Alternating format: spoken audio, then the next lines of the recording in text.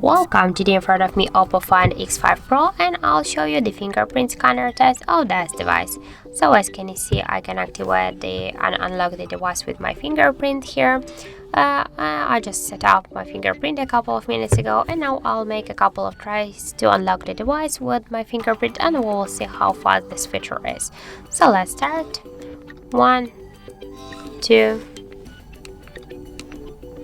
3, 4, 5. So as can you see, the fingerprint sensor works here really fast. We can unlock the device less than in 1 second, but don't forget that we should just hold for a while the fingerprint sensor, because if you will just do like this way, just simple touch, that's just no way here to unlock the device. So just hold it for a while, and I suggest you to try this unlock method.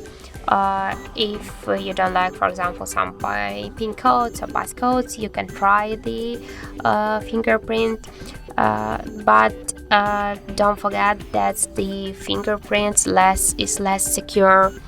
Fingerprints just unlock method is less secure than the passcode or pin code or pattern, so just be careful.